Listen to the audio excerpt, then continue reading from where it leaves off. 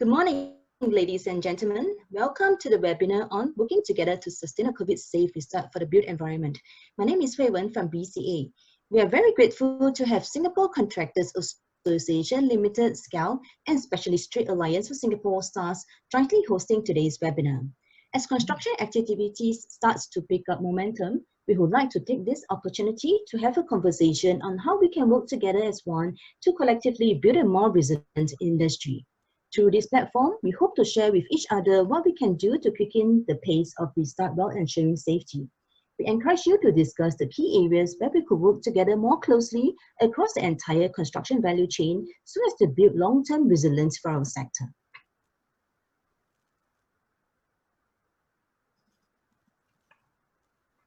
Before we start, please note that as participants, you're on mute setting. Should you have any questions about the discussion topic, you may do so by clicking the Q&A button on the screen to type in your queries.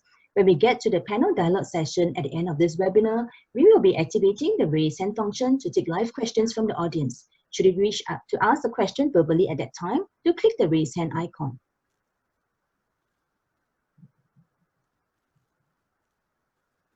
Do also note that when the session ends, you will be directed to a short feedback survey after you have exited the webinar. At the end of the survey, you will receive a link where you can download the presentation materials as shown today.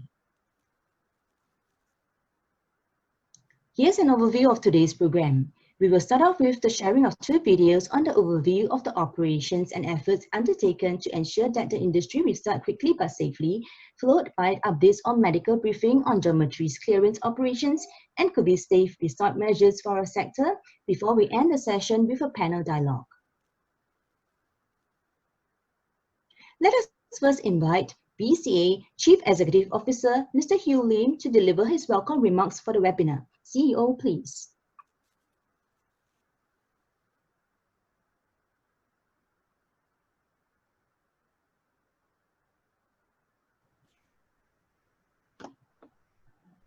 Very good morning to all of you. We are privileged this morning to have Mr. Desmond Lee, Second Minister for the Ministry of National Development, and Mr. Zaki Mohamad, Minister of State for the Ministry of Manpower and the Ministry of National Development, presidents of our various trade associations and chambers, and ladies and gentlemen, a warm welcome to all of you. And we're very pleased that many of you have responded and are able to take part in this webinar on working together to sustain a COVID-safe restart. We are now 2 weeks into our construction industry restart, and thus far we have seen almost 24,000 home renovation projects restarted, and this week we have also opened up to allow all kinds of renovation projects to restart. We have also approved close to 500 construction site projects to restart, and about 200 more are currently being processed for approval. At the same time, we have 291,000 of our migrant workers who have completed their personal COVID-safe worker online training, and 6,400 of your staff have attended the SMO courses, with more than 30,000 more expected to complete the training before the end of June.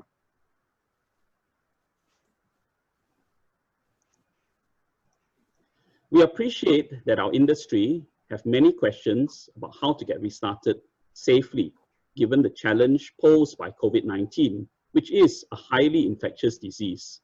It has also spread widely amongst construction workers, both at the worksite as well as in the dorms. Now, in early June, we jointly hosted a series of webinars with our key industry associations to share more on the COVID-safe restart processes and the criteria. It has been very well attended, with over 11,000 participants garnering over 4,000 questions.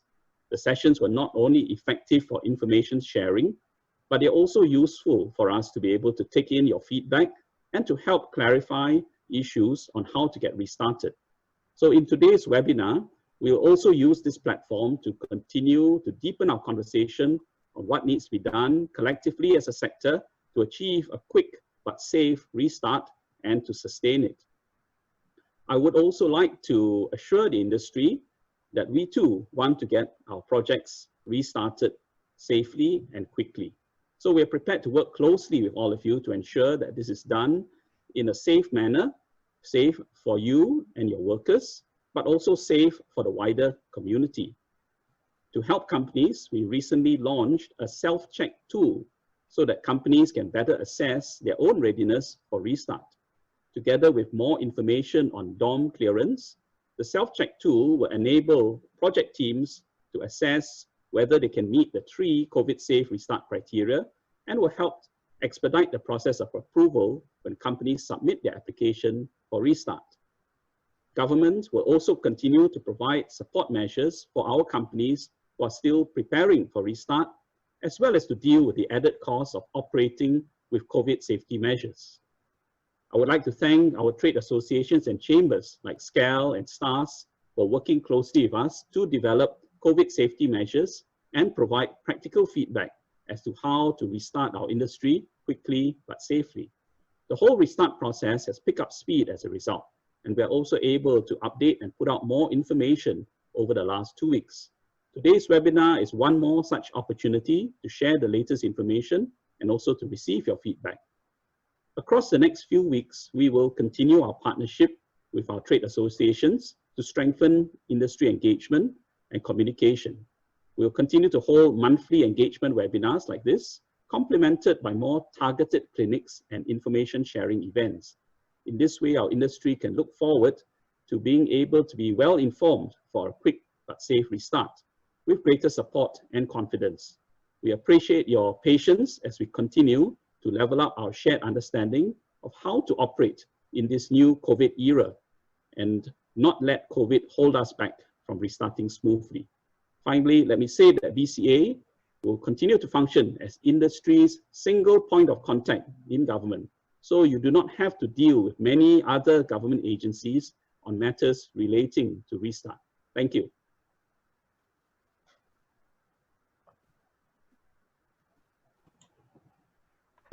Thank you, CEO. To start off today's program will be a pre-recorded video by Dr. Koh Poh Koon, Senior Minister of State, Ministry of Trade and Industry, who will cover the operations and efforts to ensure COVID-safe and restart-ready workers.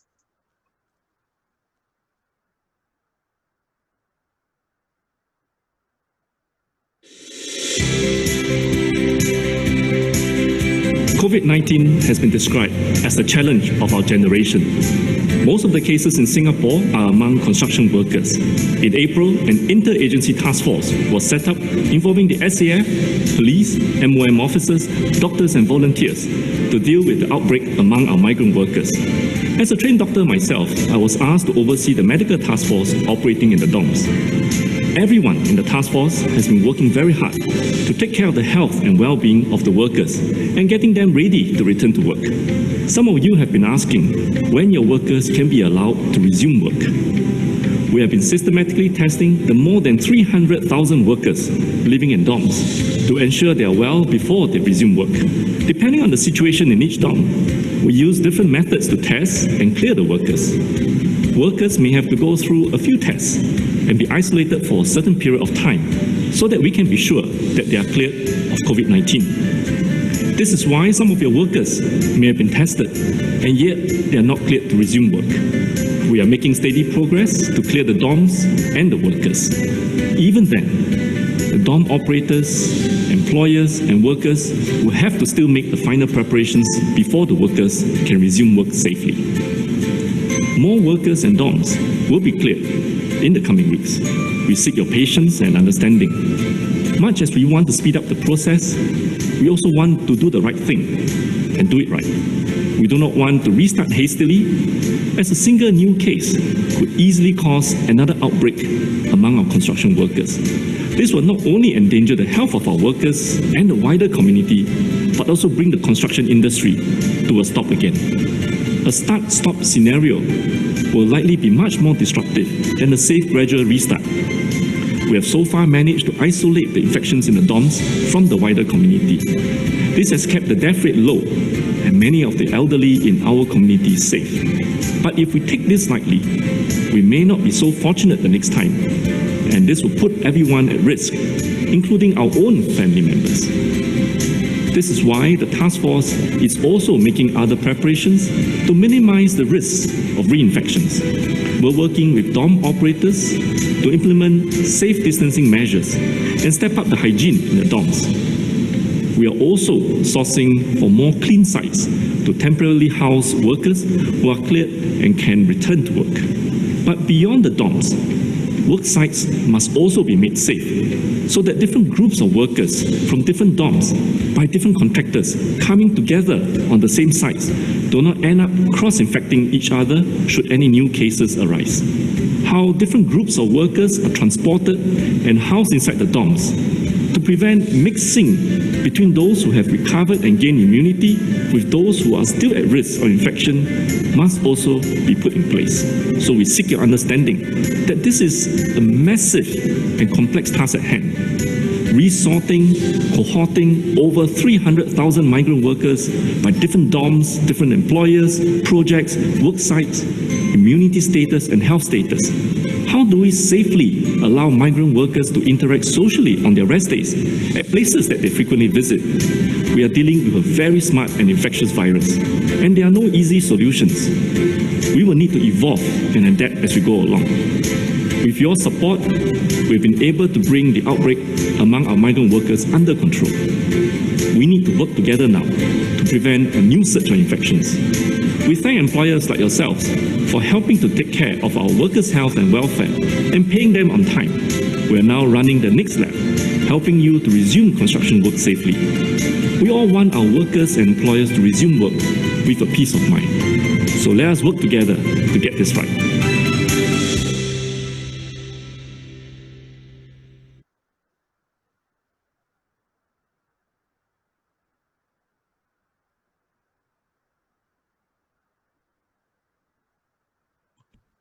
In the next video, Mr. Desmond Lee, Minister for Social and Family Development and Second Minister for National Development, will cover what we set out to do to help the industry hasten the pace of restart in a safe manner. For the two videos we have just watched, please note that the Mandarin version will be made available at the webinar materials link, which you will receive at the end of this webinar.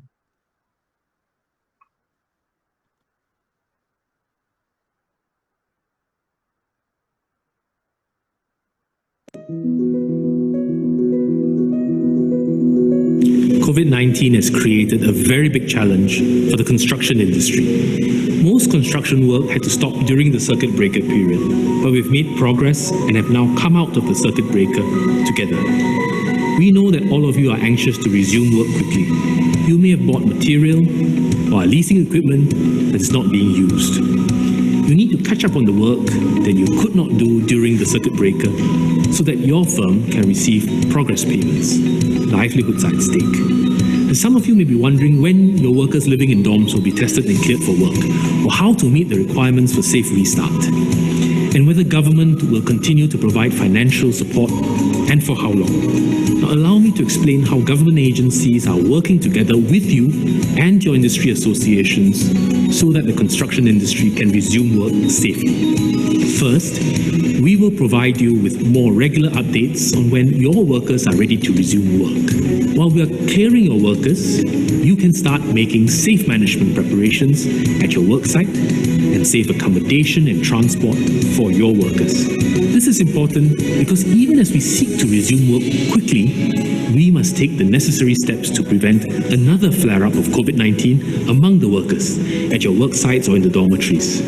For example, workers living in dorms are being tested systematically before they are allowed to resume work. Otherwise, a single case of COVID-19 can very quickly spread to other workers in the same work site or dormitory, and work would have to stop at that site, and many workers will be affected, and none of us wants this to happen. Once you are ready, please apply to BCA, and BCA will work with you to ensure that your project can resume safely.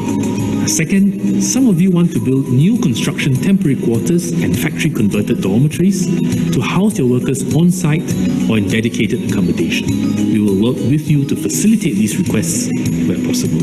For those of you with existing temporary quarters and factory-converted dorms, you can continue to use them. There is no need to adjust to the new space requirement at the moment.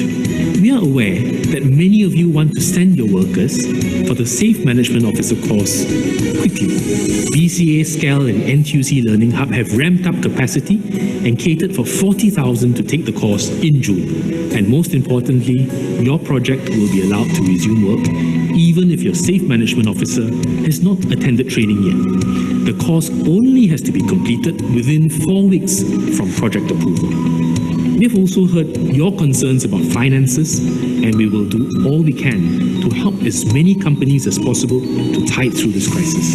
DPM Heng Swee Keat has announced support measures for the construction industry, including wage support for locals until August, foreign worker levy rebates and waivers until July, and rental offsets for qualifying SMEs. In the short term, government will help construction companies to bear the additional costs arising from COVID-19, including paying for regular testing for construction workers.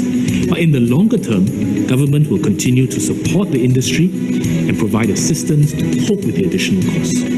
We will share more details with you when ready. But lastly, we know there is a lot of COVID-19 information being put out by different government agencies. And to help construction companies get the necessary information quickly and easily, BCA will be the one-stop shop front, and its website will have all the information on construction restart matters.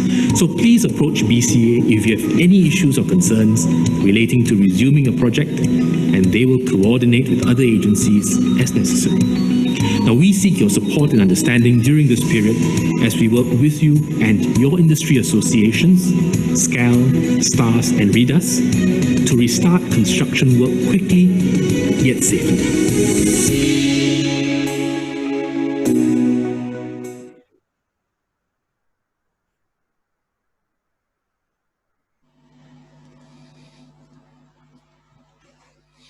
Next, we will share an update on COVID-safe restart operations and progress.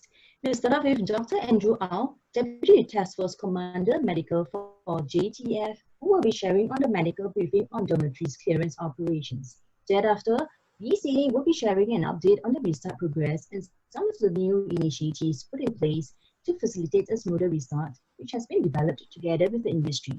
The sharing will be done by Ms. Tracy Toh from the Secretariat of BCA's Restart Ops team. Dr. Au and Tracy, please. Thank you. To MMMD, MOS, MOM, Mr. Hugh Lim, CEO of BCA, distinguished guests and colleagues, thank you for this opportunity to share with you some of the medical aspects of dealing with COVID-19. I represent Joint Task Force Assurance, and I'm speaking to you from Joint Task Force headquarters at MOM Services Center. Slide next, please. SMS MTI, Dr. Kopo Kun shared earlier some of the points that everybody is aware of with respect to COVID-19. That is an extremely smart and dangerous virus. And one of the things that is we're constantly reminded of is exactly how smart, hard to detect, and difficult to treat it is. As it is today, there are over 8 million people around this world who are affected by COVID-19, over 400,000 deaths. We're also aware that in some countries which have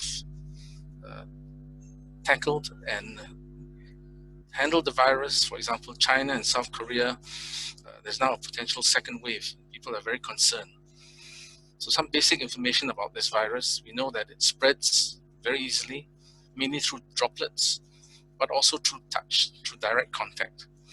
And if you look at the graphic on the bottom there from WHO, you can see that the number of ways this virus can spread, so many of them spread so easily that if you imagine the situation in the dorms, both the purpose-built dorms, the factory-converted dorms, the CTQs as well, you can tell that the chance for the virus to spread is extremely high.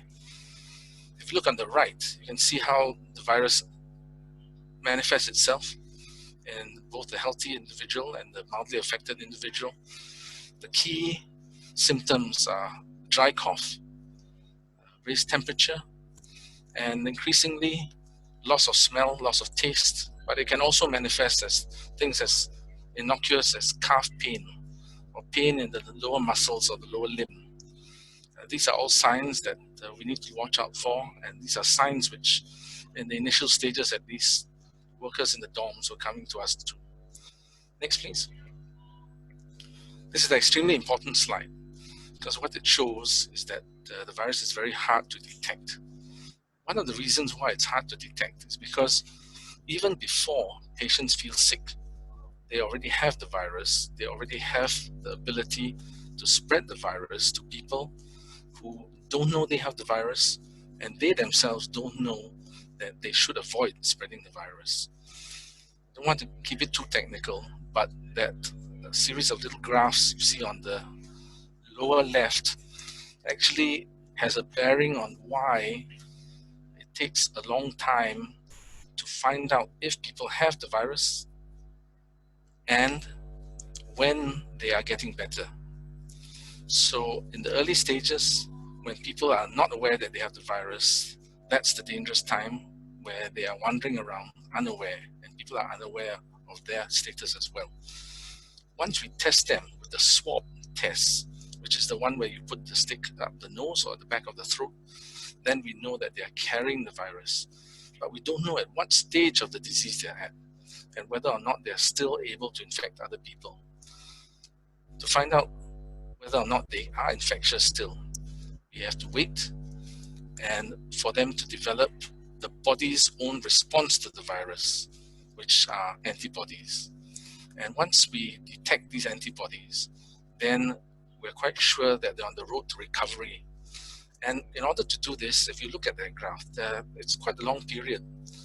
During this period, when you're finding out who has the virus, we require trained manpower, we require special techniques, special processes in the labs, and as I said just now, time to allow these situations to develop in order to detect them more accurately. And while we're doing that, we need to keep them away from others. And to keep them away from others, we need to find a place to put them. We also need to put them away for a particular amount of time so that at the end of that time, we can be sure that when tested, that they are either recovering or not shedding any of the infective components anymore.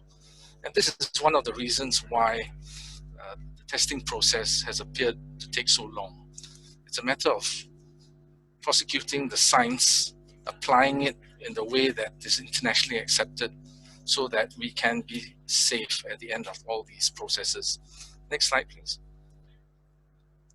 Next. I think there's a slide before this.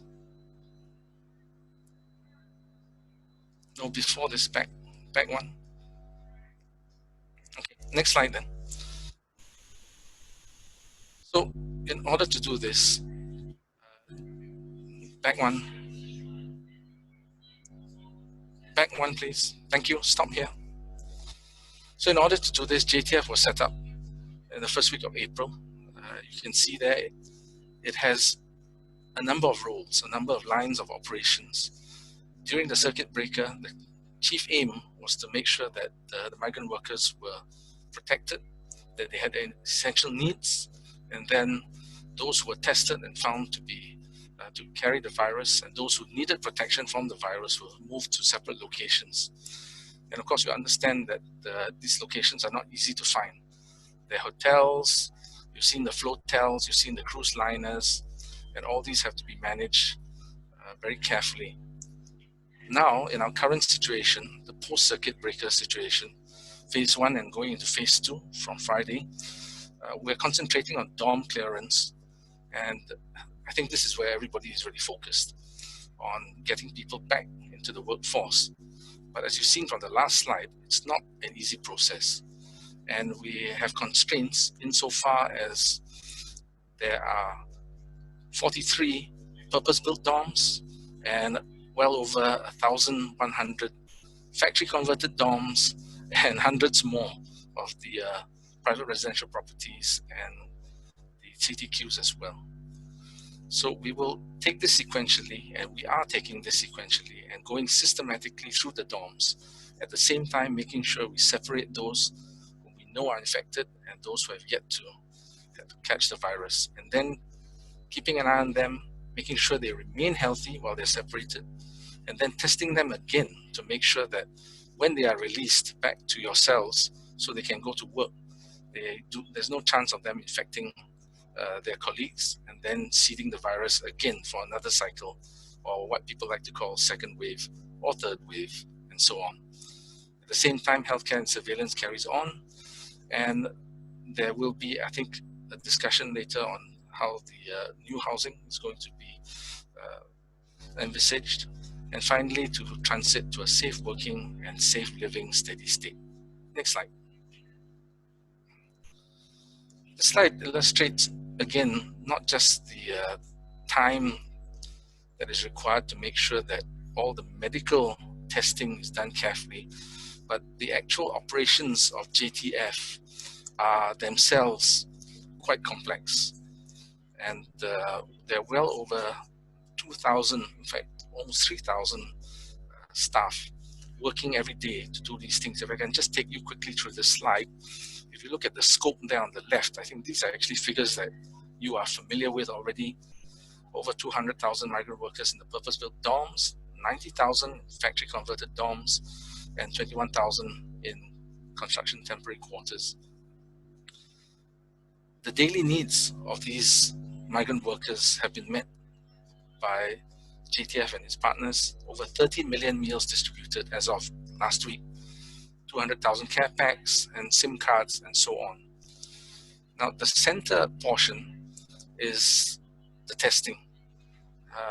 Actually, it's well over 300,000 swab tests, tens of thousands, 50,000 in fact, serology tests, and we're also trying out new techniques which have been tried out in Europe and the States, where we sample wastewater to detect viral fragments in dorms which have already been cleared. So we don't have to go in and swab them straight away. We test the wastewater, and we can pick up virus fragments there and then go back in if we detect any and check out whether or not there's been reinfection or new infections in those dorms.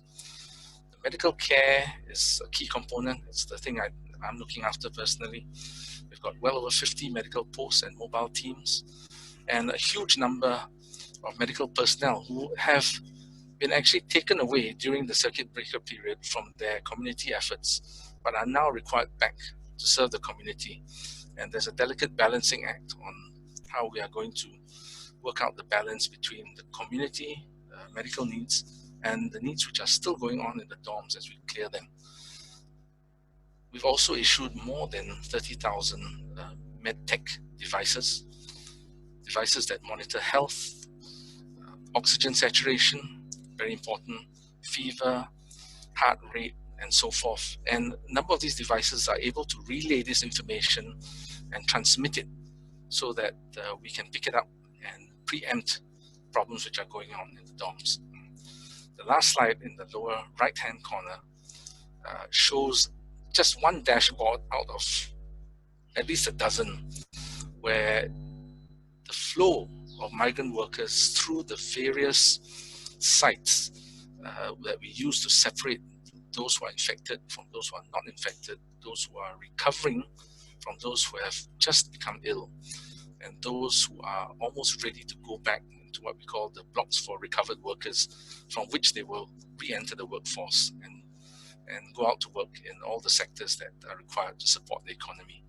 But just that, looking at that particular component, I hope gives you a hint of the complexity and the sort of time-consuming, resource-intensive nature of what is needed to bring our migrant worker colleagues back into the workforce. Slide next.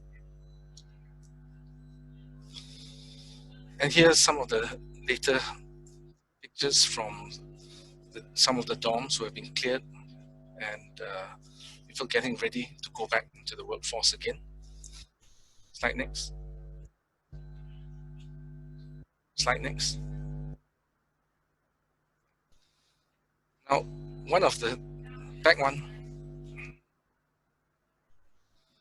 we're very aware that the migrant workers, having been kept in the dorms for 2.5, 3 months now, are very anxious, as you are.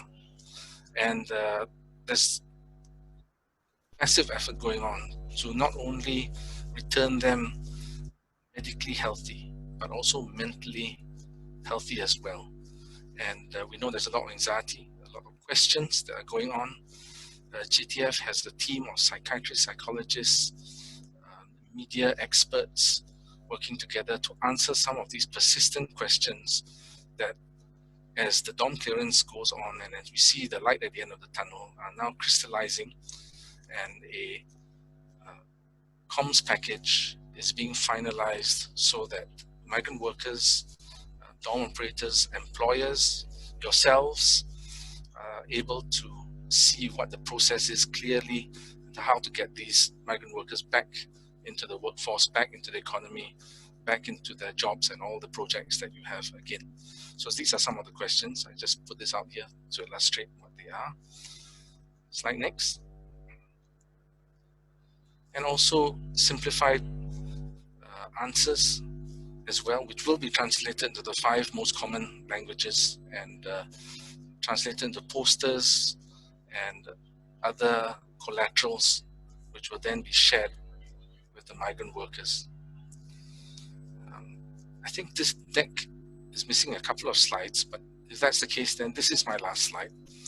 And I hope what I've done through this presentation is, first of all, reinforce what SMS MTI, Dr. Koh Kun said about this virus being one which has stunned the whole world, including some of the most advanced nations.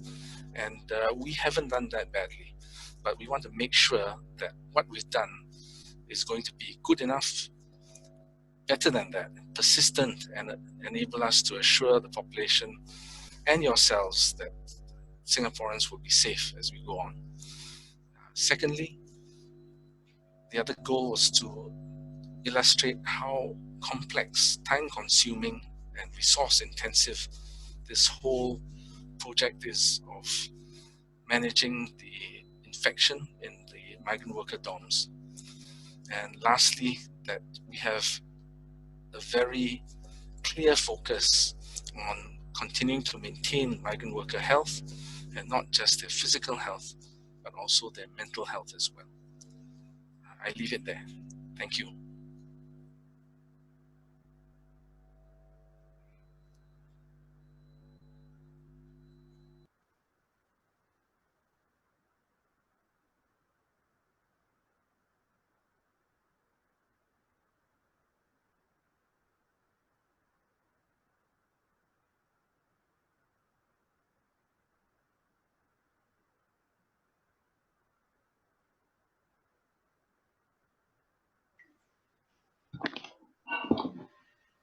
Hi, good morning everyone. I'm Tracy from BCA, and I'll take you through the COVID Safe Restart update for the built environment sector. Okay, so firstly, to give an update on our restart progress. We are now 2 weeks into our restart, and we have approved 485 construction projects and more than 23,000 renovation work applications. We are also pleased to share that all construction works can now apply to resume work, and we have also launched a self-check tool to help firms assess their readiness for restart. Second, all renovation works may also proceed to submit their applications for restart. We have been and will continue to work closely with the industry to gather feedback, and will lean forward to support a safe and quick restart of our construction sector. BCA would be the point agency for all matters relating to construction restart, and we would continue with regular communications to provide clarity and to receive feedback from the industry. We appreciate that our industry has many questions on how to get restarted safely, and we have been increasing our call center capacity by more than 5 times to better support this. Within BCA, we have also set up a Restart Ops Center to support a smooth restart for our sector. So let me share more about our Restart Ops Center. So this was set up to provide a coordinated response and assistance to industry feedback, and to also support our industry's restart. Our center consists of 3 key groups, namely the Current Ops Center, COC, which tries to approve projects that meet the COVID-safe restart criteria. Next, we have the Anticipated Ops Center, AOC, which actually facilitates the projects to meet our restart criteria. Third, we also have a dedicated comms and engagement group that actively engages and communicates with the industry on our restart updates and to gather more feedback. This together will allow us to be the single point of contact with the construction sector.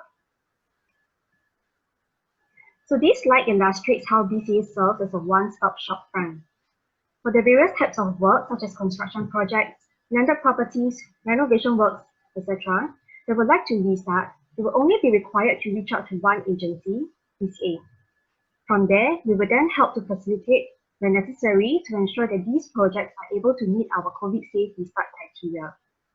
For instance, for COVID-safe accommodation and transport, should the industry require help in terms of facilitating the setting up of temporary workers' quarters, BCA will step in to assist by facilitating the clearances with the relevant agencies. Likewise, for COVID-safe workforce, should there be queries or concerns pertaining to workers' training, swabbing, access code, etc., the industry could also approach BCA instead of reaching out to the various government agencies. BCA will also push out regular comms to the industry to provide more clarity. For instance, we have developed various video-friendly flow charts to give industry a clear understanding of the application process for the various types of works. This information will be made available on our website. Next, I'll move on to elaborate on the self-check tool. This self-check tool is meant to assist firms in the assessment of their readiness for restart. It consists of questions that assesses the project's readiness in meeting our 3 COVID-safe restart criteria. For example, some of the key questions will include whether workers involved in the project have downloaded all the necessary apps such as Trace Together and SG WorkPass, and whether workers have been cohorted in dedicated accommodation. Upon completion of the self-check tool, users could also download the application forms and receive the link to submit their application for restart. Next, I'll move on to share another new initiative. It would be the one-stop online application platform that we have put in place to facilitate the fast-track approval for the setting up of temporary workers' quarters during this period of time. Under normal circumstances, this process could actually take up about more than 2 months to obtain clearance. But with this new initiative, it will help to reduce the number of touch points for the industry, as applicants will only need to submit application to BCA alone, and would help to facilitate clearances with the various agencies and target to obtain a decision within 2 weeks. To share our now progress, we have facilitated the approval of 25 CTQs and 19 TOLQs to date, and we will continue to facilitate such progress moving forward. Next, I'll take you through the 3 COVID-safe restart criteria. So firstly, for our COVID-safe worksite, leaders will need to put in place strict safe management measures, for instance, segregation by teams and having separate access routes, work zones, and staggered breaks. All workers and personnel will also be required to adopt the use of Trace Together and Safe Entry, and builders will need to ensure that they do appoint Safe Management Officers (SMO) and Safe Distancing Officers (SDOs) to ensure that the safe management measures are fully implemented. So I'll now bring you through some good examples of compliance with our COVID-safe worksite requirements. So this slide features the segregation and movement control plan submitted by a builder for a large project, in particular an MRT project. So to satisfy the COVID-safe worksite requirement, we can see clear demarcated work zones where workers are segregated by teams and are color-coded on the site plan. Details of the different movement control plans for the different types of work are also included to ensure that they are all segregated at all times. Next is an example of a small landed house project. So this project has a 3-month work schedule where they propose the works to be planned in such a way where there will only be one activity on any one day. And these would tie in with how the site is clearly demarcated into zones to ensure that workers are segregated. Next, I'll move on to cover the COVID-safe workforce criteria. So it sets out the following 7 key areas, and I'll bring you through some of the salient points. So for key area 1 on the good health status of workers, it's key for employers to track the status of workers' health and including ensuring their regular testing and surveillance. Number 2, in ensuring a contactable and traceable workforce and workplace, employers will need to ensure that their workers have valid devices with the necessary apps downloaded such as Trace Together. Moving on to the third key areas, which is on awareness on COVID-19. We would like to highlight that it's important for workers to attend their necessary training and be aware of their personal responsibilities. Lastly, for key area 7, these will refer to the need for employers to manage their workers' movements, including on their off days. We are very heartened to see in the industry's proactive participation in our COVID safe training. To date, we have seen about 450,000 workers' registration, and more than 290,000 of them have completed the training. Similarly, the SMO SEO training course run by BCA, SCAL, and NTUC Learning Hub has also been very well received, with more than 30,000 applications for the month of June. Next, I'll cover the COVID-safe accommodation and transport criteria. It sets out the following 8 key areas. So as highlighted, the first key area would be cohorting and segregation of workers, and this aims to reduce the intermixing and the cross-infection amongst them. It is also highly important to ensure strict implementation of safe management measures and to always remain vigilant to identify and isolate any suspected cases quickly. On this front, BCA has also been working closely with TACs and our industry firms in working towards creating a supply of safe accommodation. This will allow projects to satisfy the safe accommodation requirement for restart. In particular, this includes us being the one-stop shop front for applications for new CTQ, TOL2, and FCD, and we will also work with the relevant agencies to clear accommodations for workers to return to work. Secondly, we are also working towards cohorting workers in cleared facilities. There are various work streams that look at the facilitation of movements of workers from cleared dorms into cleared accommodations, and also the priority cohorting of workers of SIM projects within PDBs. We have also leaned forward to support the industry to restart, and we have been working with SCAL to come up with a standardized design for CTQ and TOLQ, which will meet the requirements of our various agencies. This would help to facilitate the downstream clearance process and expedite the construction subsequently. Next, I'll move on to cover our COVID-19 Temporary Measures Act 2020. So this act applies to construction and supply contracts which are entered into prior to 25th of March 2020, and the inability to perform contractual obligations on and or after 1st February has to be due to COVID-19. The Act provides general relief when a party, for example the contractor, is unable to perform its obligation due to COVID-19, and under this Act, the non-defaulting party, for example the developer, will be prohibited from calling on a performance bond and cannot start or continue court or insolvency proceedings against the contractor. In order to apply for a relief, you will be required to serve a notification for relief in accordance with the requirements under the Act, and the form can be found at the link below. So having shared quite extensively on how BCA would be supporting you in your restart in various ways, we would also like to cover details of our government support measures for firms that are preparing to restart. In addition to the various measures introduced during the circuit breaker period, the government has also set aside a substantial budget to help firms restart. Firstly, to support firms in terms of manpower costs, the Job Support Scheme and Foreign Worker Levy waiver and rebates will be extended to help firms with their manpower costs. Second, to help ease firms' cash flow and to ensure business sustainability, the public sector will take the lead to provide support by co-sharing the prolongation costs of contractors for delays arising from circuit breaker and controlled restart. Thirdly, we do recognize that with our restart criteria, which is necessary for a safe restart, would result in additional costs to the industry. And government will also provide the following. As part of our safe accommodation requirements, there is the temporary bridging loan program, which should help to ease cash flow for the building of CTQs and TOLQs.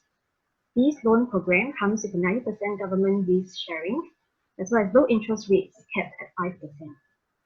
In addition, there's also the SME working capital loan with 90% government risk share and a 1 million loan quantum. So for our safe workforce criteria, in particular for the regular serving of workers, government will continue to provide support beyond August. Lastly, as part of our safe worksite requirements to engage safe management officers, we will be co-sharing 50% of their gross money wages from September 2020 to February next year, and more details will be announced subsequently. So with that, I've come to the end of my sharing, and we'd like to assure the industry that the government is leaning forward to help firms restart projects quickly but safely, and we look forward to continue working together with you on this. Thank you.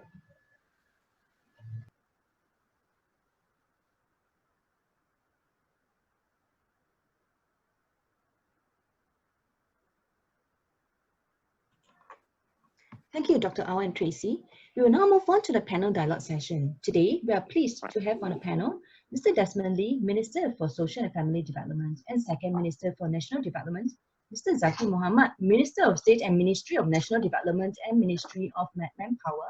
Together with them, we have Mr. Hugh Lim, CEO, BCA, Architect Tai Li Xiang, Executive Director, BUSG BCA, who will moderate the panel. From the industry, we would like to welcome Mr. Ng Yek Ming, President, Singapore Contractors Association Limited SCAL, Mr. Chia Niang Hong, President, Real Estate Developers Association of Singapore Raiders, and Mr. John Tan, First Vice President, Specialist Trade Alliance of Singapore SARS. You may participate in the conversation by posting your questions via the Q&A button on the screen or by clicking the raise hand button to ask verbal questions once we have activated the function. Please note that for panel discussion, we will be taking verbal questions in both English and Mandarin. Over to you, Edie Tai, please. Thank you. We are very heartened to see 757 people turn up for this webinar and over 100 questions asked. So without further ado, I will go into first round of questions for our panelists, and thereafter also picking out some of the questions that you have already typed in. Now, rest be assured that your questions will all be answered at the end of the webinar. And Dr. Andrew Au can't join us, so some of the questions specifically on medical conditions, we will answer them after the webinar. So let me kick off the round of panel of discussion and questions. Since January 2020, the world has dramatically changed due to COVID-19. Impact is unprecedented, and nobody's anticipated the built environment sector came to a standstill, literally. In the last 5 months, we gained new insights on the behavior of the virus, and this shaped the current safe measures for restart. So I'm going to pose the first question to Second Minister. And I'm sure that many contractors and industry players have come forward to share their anxieties and challenges with you. Now, you have also covered quite a lot in your video, but perhaps just to emphasize some of the key points again, my question to you is, what is being done to address these concerns? And key to it, what's your advice for companies that want to restart urgently? Second Minister, please. Yeah, thank you, Li Xiang, and good morning to all our colleagues from the built environment sector.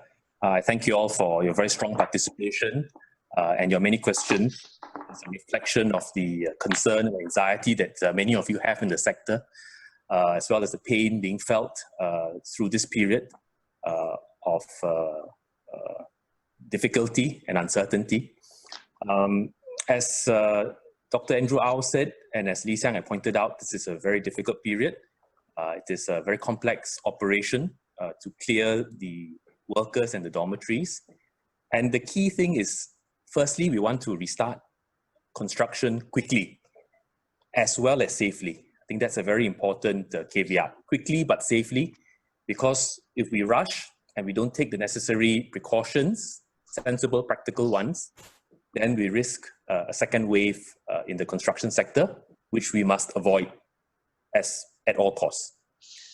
Second, many of you are concerned about how to navigate this new environment and all the safety requirements that are put in place.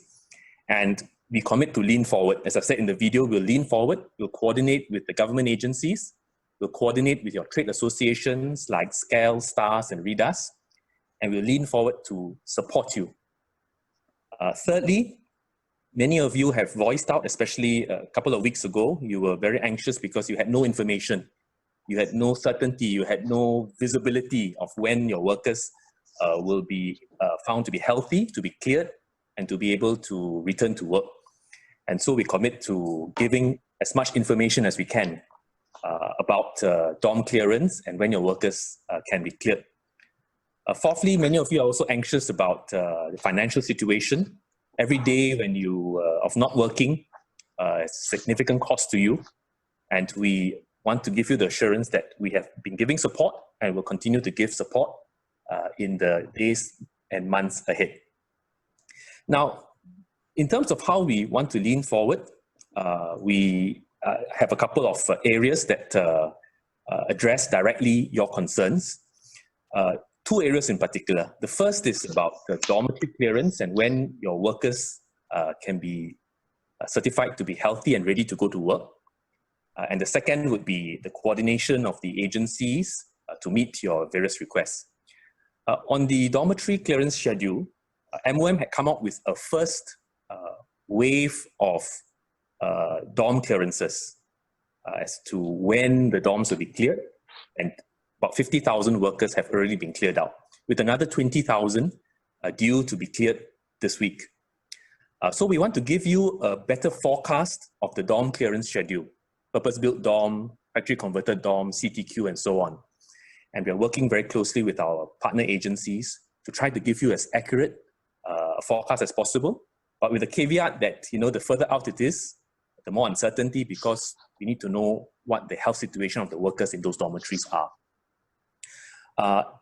In terms of dorm clearance, as had been said by Tracy in the presentation, if you are ready with the accommodation and transport requirements to operate safely, please approach BCA. I know many of you have already done so, but please continue to do so. And we will work closely with the Joint Task Force in order to try to facilitate the clearance of the dorms and the decanting of the workers for you. Now, there are many requests from many different contractors, so please bear with us. We will endeavor to respond as quickly as we can. So if you have, for example, a CTQ or a FCD that is ready to receive your workers, you want to decant them, please let BCA know. If you are ready to clear your dormitories, especially if it's a FCD or CTQ, and you have all the other COVID-safe arrangements in place, please let BCA know and we'll try to schedule for them to come and clear your dormitory. But that is again subject to what the test results find, especially if they find, say, infection within your FCD or CTQ, then the health measures will need to be taken. For those who want to apply for new CTQ and FCD, as said in the presentation, we'll accelerate the multi-agency clearance, one-stop platform, rather than you having to go to multiple agencies, which can take time and can sometimes be frustrating for you. We'll coordinate that for you. And for some of you, main contractors and subcontractors, you can do some reorganization within the purpose-built dorm. For example, within certain blocks, you can cohort your workers in projects. We'll work actively with you and with the Joint Task Force to try to facilitate that so that your workers can be cohorted and kept safe after they've been cleared. So that is on the dorm clearance, worker clearance strategy and work stream, which is for many of you, the single most important issue that you'd like resolved.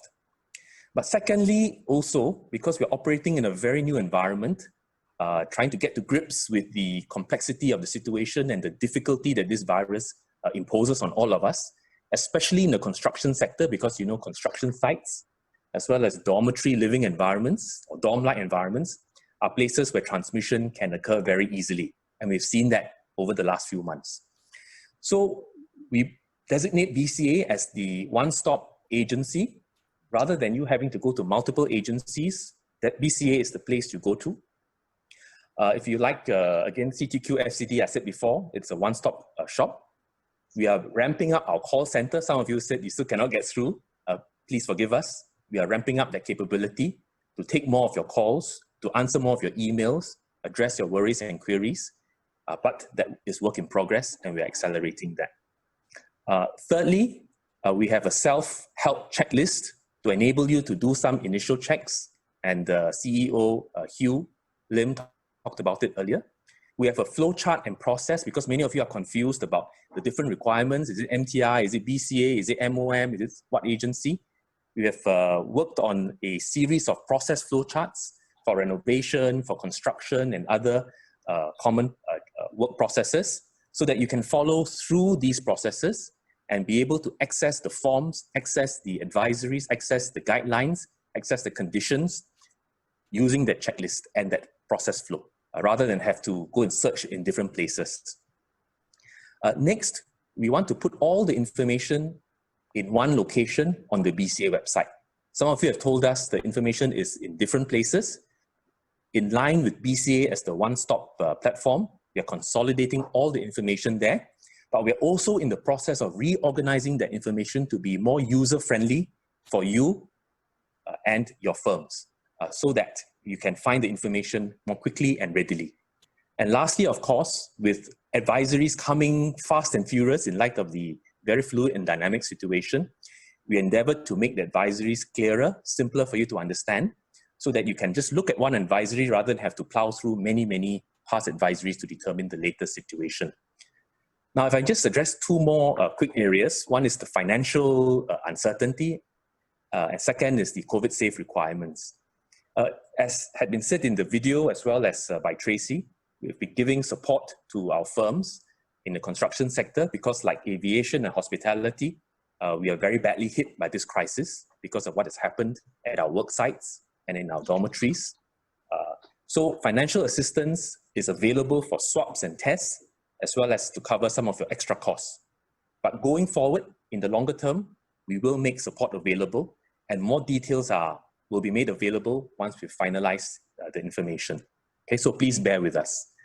In terms of the COVID safe requirements, I know many of you can feel a bit overwhelmed because you have to download some apps, you have to comply with certain new rules, you have got new appointments to fill, you have to change the way in which you house your workers, transport your workers, and operate your work site. All these measures are intended to have one objective, which is to make sure that your work sites and your workers and you are kept safe, and that your operations can continue unimpeded. Because if we don't take these new measures and we seek to revert to the old norms of the past, with this virus still around, there is a real risk that your sites and your workers will be impacted again.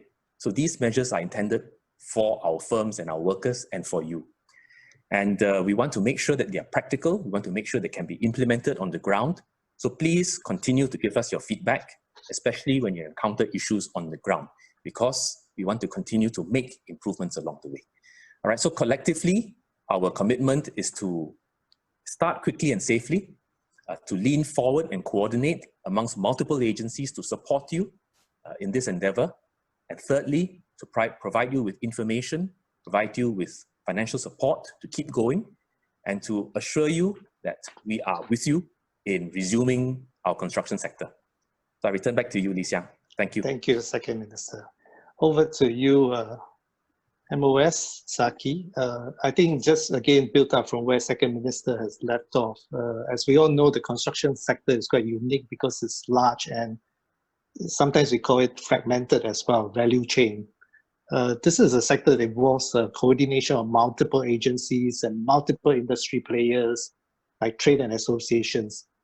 Could you share what needs to change, or rather what has changed, and what are some of the steps being taken to foster this closeness of coordination between agencies and also with industry players?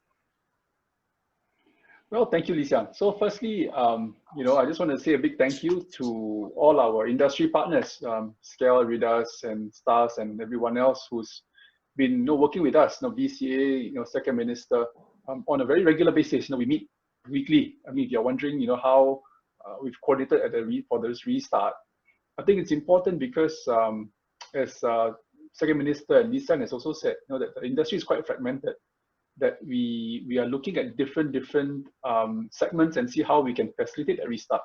So we started, say, for example, when we resumed construction works as well as renovations, then we realized, after the applications were done, then we have various layers that you need to deal with, such as the subcontractors, especially trades. And therefore these, required a bit more understanding. And that's where the industry has also helped in terms of keeping members informed, and also given us feedback direct from members in terms of how we can facilitate and make it smooth. The issue is not so much whether it's easy enough for industry to restart, but as our panelists have also shared, that many of the issues that we have to consider it's also the issue of public health. And therefore, many of the access codes, safe workplaces, safe accommodation, safe transport, I fully understand where industry has come out to say, there are a lot of these rules, regulations, and so difficult to follow.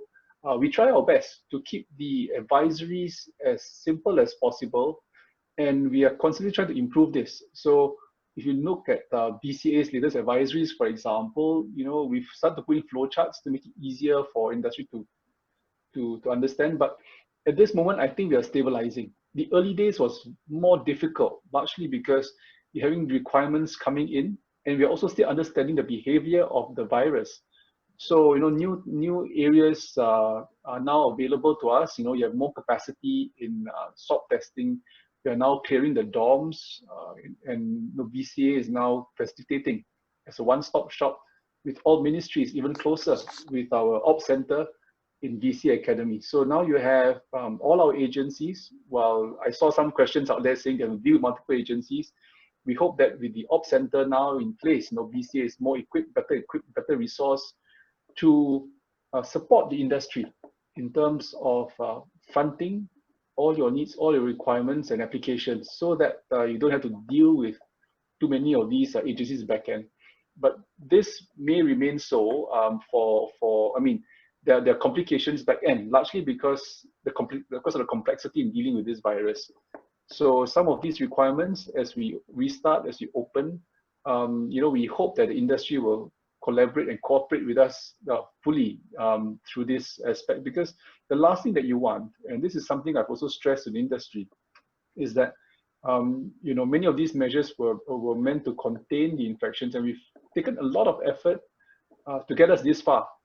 Now, if we're not careful and the infections spread into the community or spread at work sites, then you find that your work sites will end up closing just weeks after opening, and that's not what you want either. So we need these measures in place largely to contain the spread of the virus. And as our health professionals have told us, this virus is not easy to contain. And you can see the efforts that have been put in to bring down, to clear workers. And the last thing we as agency too do not want is to have to restart the economy and then to shut it down again because we didn't manage the virus well. So I seek your understanding, and I look at the questions, and I know there are many questions that we can pick up from. If there are any issues, we'll address them later specific to your cases. So thank you very much. Thank you, MOS. Next, let me turn over to CEO Hugh. You have addressed quite a number of points in your opening remarks, and also the presentation has covered quite a lot of ground. But certainly, being a man in the thick of all these actions since January until now, is extremely challenging for the industry as well as for BCA. Can I perhaps invite you to zoom into specific initiatives that put in place to help firms to restart particular areas that you might want to highlight that maybe is not so fully covered in the presentation? Okay, thank you, Lee Siang. And again, we thank our industry partners for working very closely with us over the last 1 month in order to make sure that the restart criteria are practical and something that will help to protect our industry from further outbreaks. So I first want to acknowledge that our partners from industry have worked very hard along with us to establish what is needed to start quickly but safely. The second point which Tracy covered, which may not be so obvious to participants, we have established a restart operations center in BCA, very much focused on firstly coordinating across the different government agencies. Not a straightforward issue because every agency is trying to make sure that COVID doesn't erupt into a problem. So we seek, of course, your understanding that many instructions have been going out at the same time because different agencies are trying to put across what industry as well as our community need to get the job done. So we are pulling those together so that you can find it in one place. Now, in order to facilitate restart, there are 2 big centers that we have put in place in BCA. Number one is the current ops center. So current ops center is to make sure that any projects and works which have been approved to restart are safely able to do so. So they are the safety check, and they work very closely with the main cons who submit the applications to ensure this. There are some questions that have been asked about, swabbing. Must I swab my workers before I can apply to restart? There's no need to do so, because when you apply at that time, if they are in the dorms that have been cleared, then their swabbing is already provided for inside the dorms. But if they are living in private residential premise or in HDB, then we will arrange for the workers to be swabbed so that they can restart, including the regular testing that has been required. So once your application is approved, along with it, our team also works with MOH to arrange for the swabs to be done. And in fact, in the first 2 weeks of June, every day we have almost 2,000 workers being tested who live outside the dorms. Those who are inside the dorms will be tested by the JTF that Dr. Au represents. And for the second half of June, with MOH support, we are almost able to double that number. And we will continue to increase it so that the workers who are out into projects are able to be tested regularly. All right, so we want to give you the assurance and the confidence that the swabbing will grow to support the requirement for regular testing in the industry.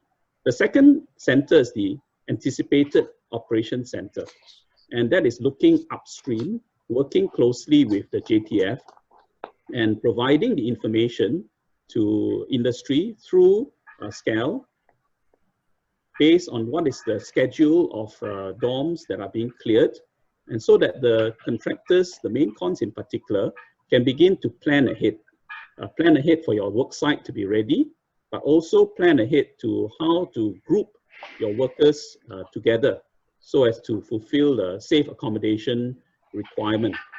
At the same time, we are also looking through, what is the future pipeline of accommodation coming up. Some of it is the self-help arrangement that contractors are proposing to set up either new CTQs or TOLQ so that you're able to house the workers yourself.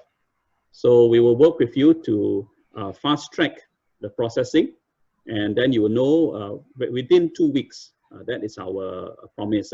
So normally it will take maybe up to 2 months to go around and collect approvals from all the different agencies. So we have brought them together, and we will give you a reply within 2 weeks whether or not that particular application can proceed. At the same time, if you already have CTQs ready, then we will also arrange with the JTF to enable a faster clearance so that your workers can be tested and then move to your own quarters. So that will help you to get your project started sooner. And for those who already have workers in your own CTQ or your dedicated FCDs, we are also working with the JTF to give a higher priority for such self-contained quarters to be cleared sooner. I want to say that the clearance is not a straightforward one-time swap and be done with it. Actually, we've been working through, even during the circuit breaker with the JTF, to identify some of the more self-contained quarters to be tested. And usually what the JTF will do, they will send in a sampling team first to see whether or not there are many cases or no cases inside those quarters. In some instance, we found that actually there are many cases, and therefore it takes a longer time to clean out the whole CTQ and to be ready for a restart. But for those where they find no cases, then we will proceed to ask them to clear and to do the 100% so that the dorm can be considered cleared and the project can restart. So this is what we are doing now with the anticipated ops, to look upstream to see which are the projects with their own accommodations that can restart sooner, and you don't have to wait to the end of the line. All right. So I think what we would like to say is that please bear with us, because there are indeed many projects that wish to restart, and we will have to work closely with you to see which are the ones that are most able to restart sooner, and we don't delay you any longer than is necessary.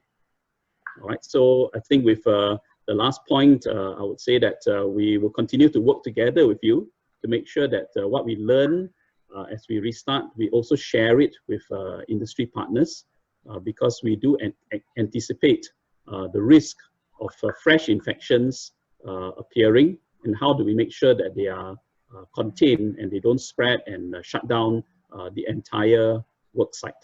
And I'm sure with the cooperation and the partnership of our industry partners, we will be able to do this, and we will be able to get our whole sector up and running sooner rather than later. Thank you. Thank you, Hugh. Now, I'm going to turn over to three of our very close partners who work with us together during this whole time, and that is the three associations represented here. So very quickly, could the presidents share with the audience what they can look forward to in this restart, to the initiatives that the associations have planned or going to roll out things that they can assist members with. So maybe I'd like to invite Yek Ming, President of SCALE, to start. Yek Ming, please. Thank you, Lee Xiang. Hi, everyone. I'm Yek Ming from SCALE. First of all, I would like to thank ministers and BCA for inviting SCALE as a joint partner in this webinar. And thanks for having me here. Since the COVID breaker, circuit breaker begins in April, SCALE has set up a task force to work very closely with BCA and MOM, giving feedback and recommending practical approaches on how to restart our projects smoothly and safely. This is the first time we are facing such a pandemic situation, and with little or limited knowledge on COVID virus, it is not easy for the government authorities and contractors to come up a perfect plan to restart our work safely and swiftly. The industry wanted to restart quickly, but on the other hand, we are also worried of the second wave of COVID transmission in the construction site or dormitories. We can't afford to have another round of lockdown. From the industry point of view, we hope to come up with a more balanced approach how to manage our risks carefully.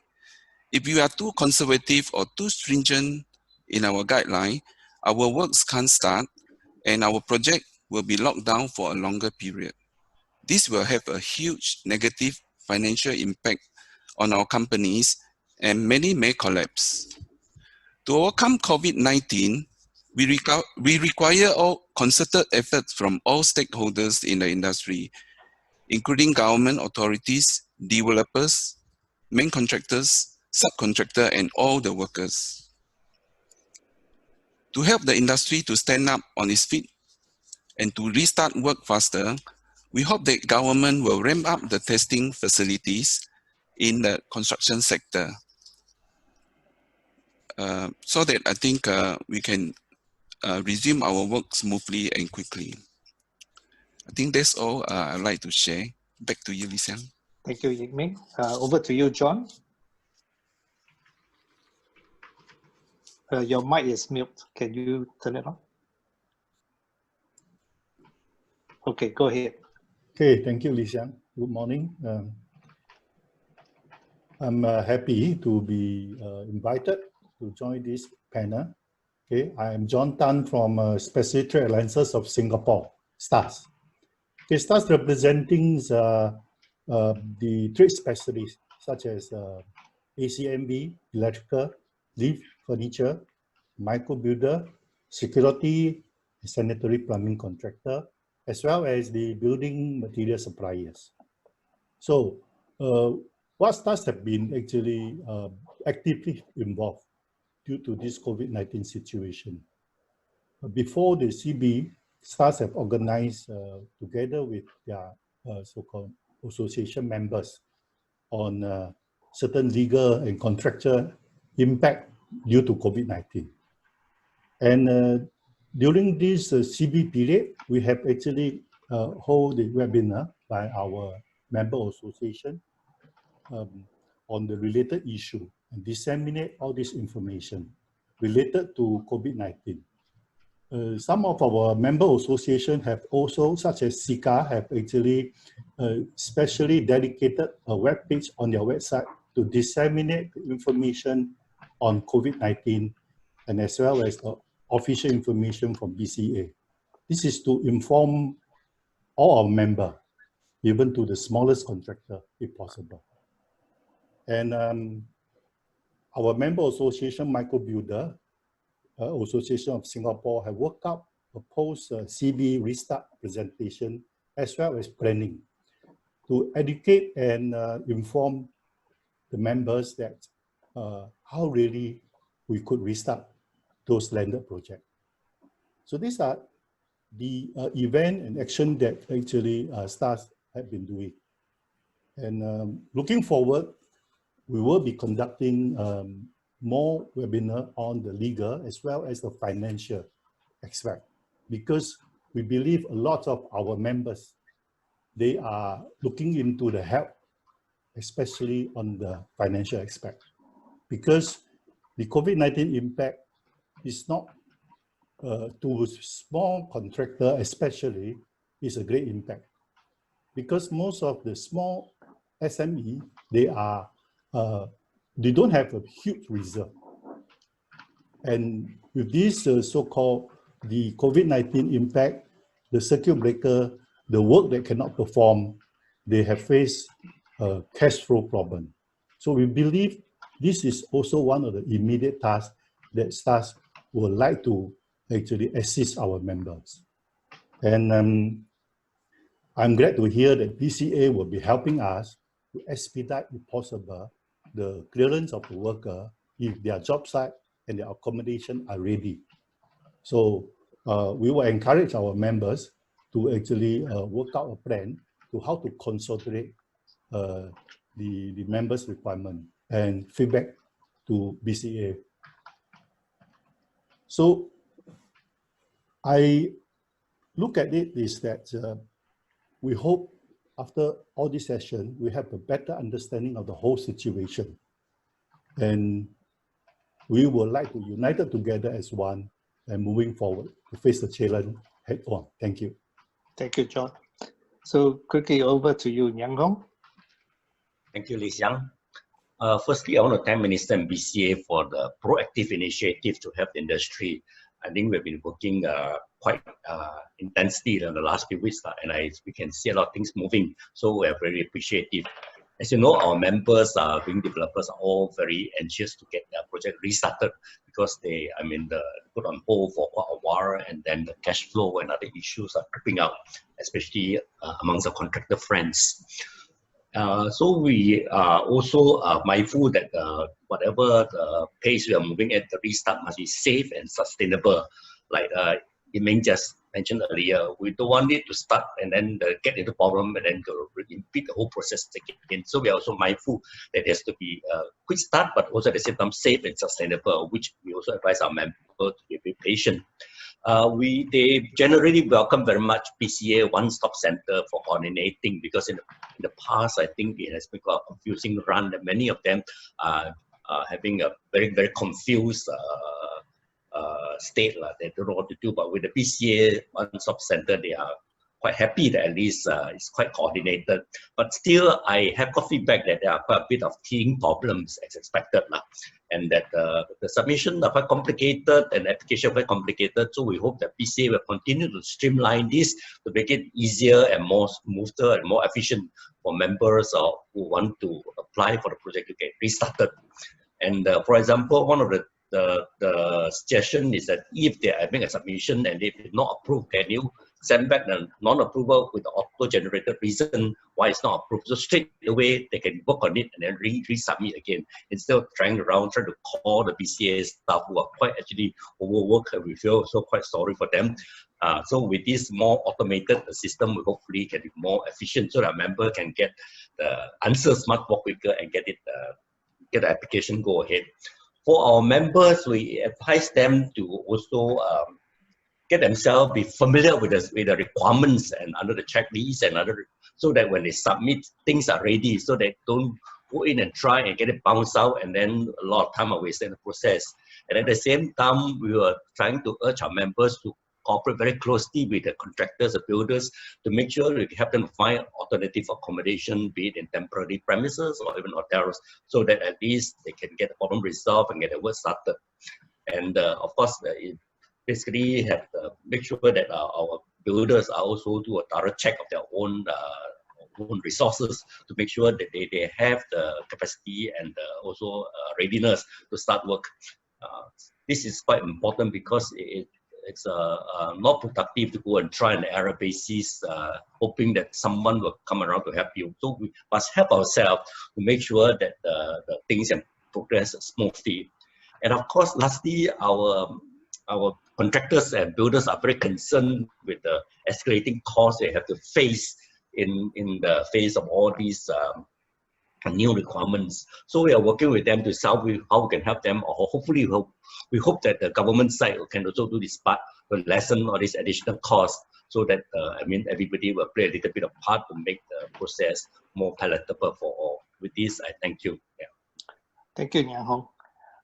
There are many questions here, so what we'll do is that we'll take them in groups of common topics.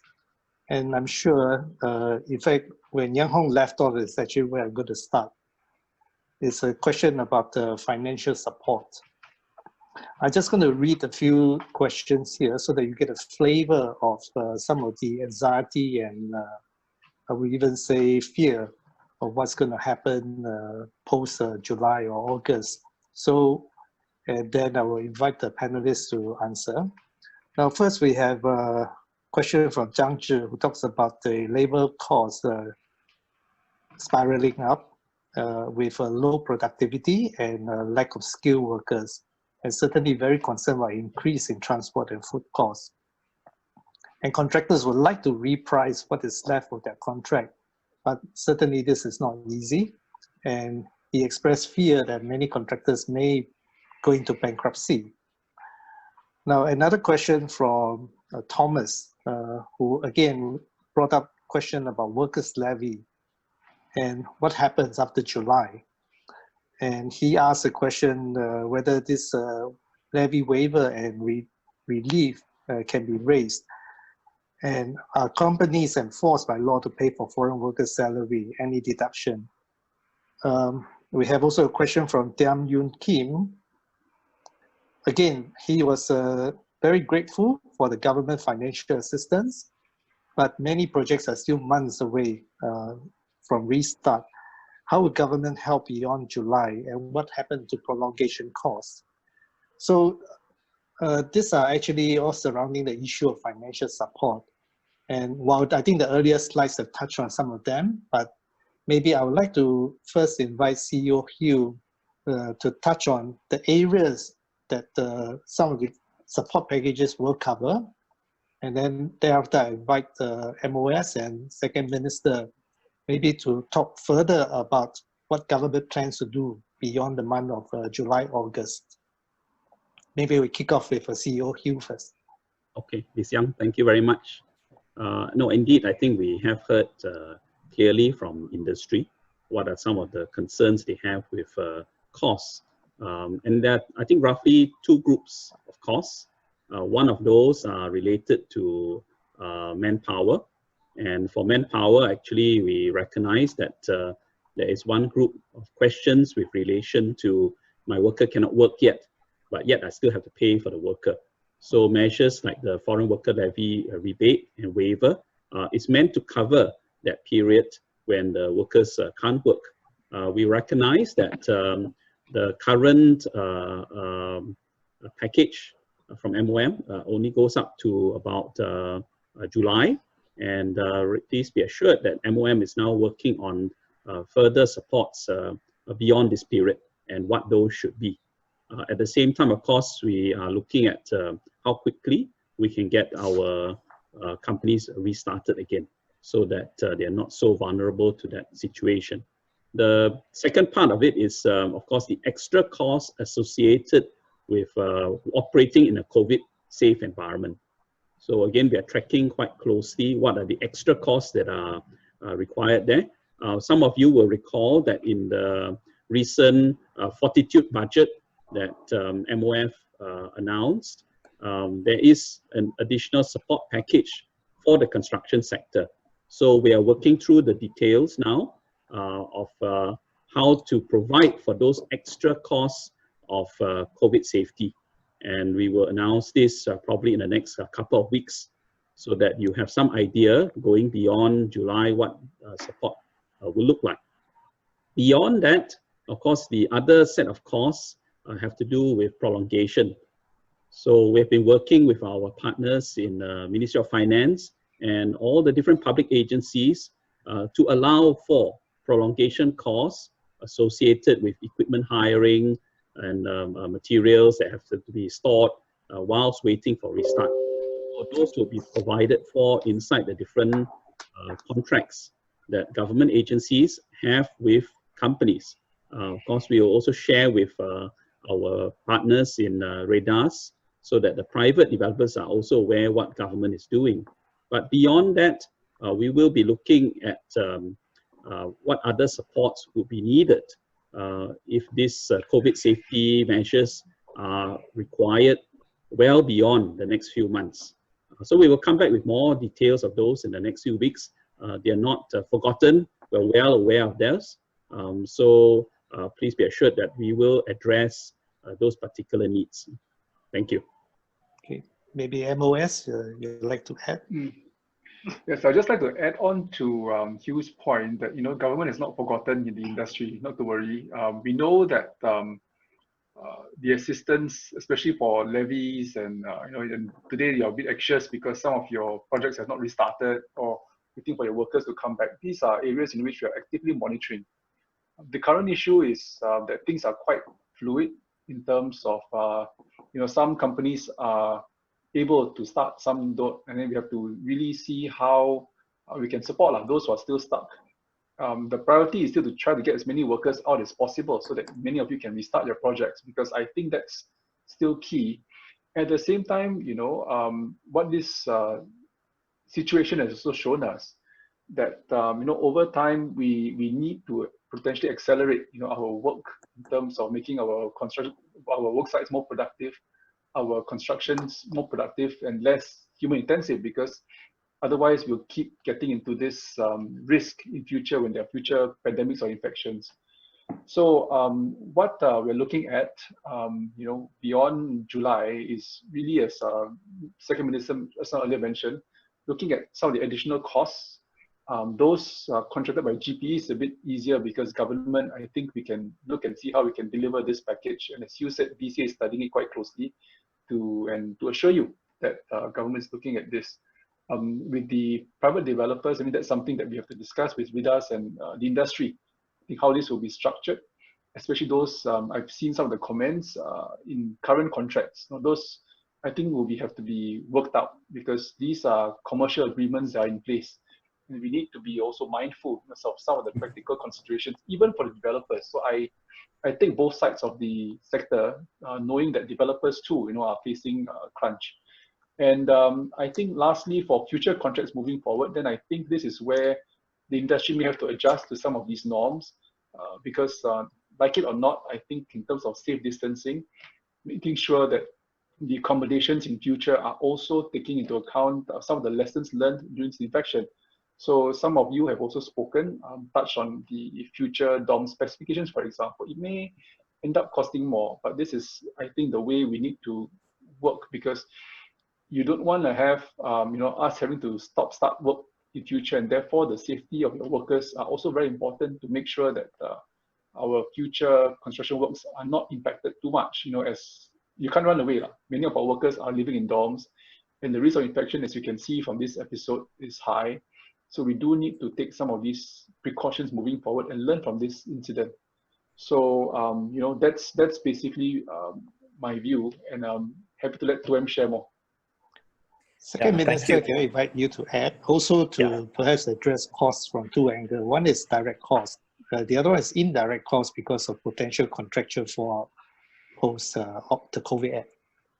Yes, so I won't repeat the points that have been made by CEO and MOS Zaki, but the key thing is that we are providing support in the near term, which we've announced, and beyond July as well as August respectively, we will continue to provide support. The measures are still being worked out, but we are mindful that firstly, there's the issue of testing cost, and it's substantial. We hear you, and we'll provide support beyond the near term.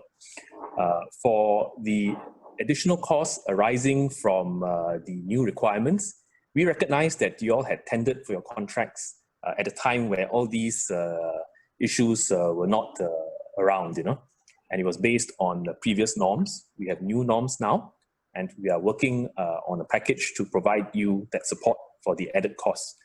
But in addition to financial costs, many of you have also voiced concern about legal certainty or legal uncertainty.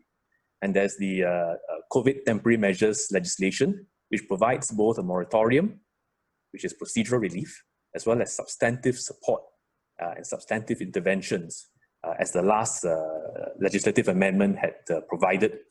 And many of you are concerned whether this legislation will end in October or whether it may be extended. We'll have to look at the situation, and we want to assure you that where appropriate, we'll make sure the legislation covers while this pandemic is ongoing. Right? So these are things that we're actively looking at, but give us some time to work through the details, and then we'll announce them accordingly. There is a question that relates to this. Actually, I'm going to turn to Ngiam Hong. Sorry, I'm not going to put you in the spot, but the question specifically from T.H. Lim is, will RADARS follow with the prolongation cost that the government is looking at for government projects? I mentioned earlier, I think we will discuss with our members and then see how much you can help out. Because each developer is on a different kind of financial position. So I can't have a blanket answer for you, but we are certainly work with our members with how we can help out. Thank you. Thank you. It's very assuring. Next, I think we move on to questions that are more getting closer to more the bolts and nuts, a little bit more operational. But to kick off here, I have a question from James Yen. Interestingly, he talks about some of the points we covered earlier, but specifically, he said that many projects are approved to restart, but cannot because workers are still being cleared. And can anything be done to rapidly wind back the multiple conditions and simplify to some basis so that projects can restart rapidly? Actually going to pose this question to CEO Hugh because there is a learning curve too in coming up with these conditions. And there are actually initiatives to look at simplifying some of these requirements and processes that maybe you can share with the audience initiatives being taken in this area. Well, thank you very much, Lee Siang. Again, I would emphasize that this is an unfamiliar environment that we all have to learn how to operate in.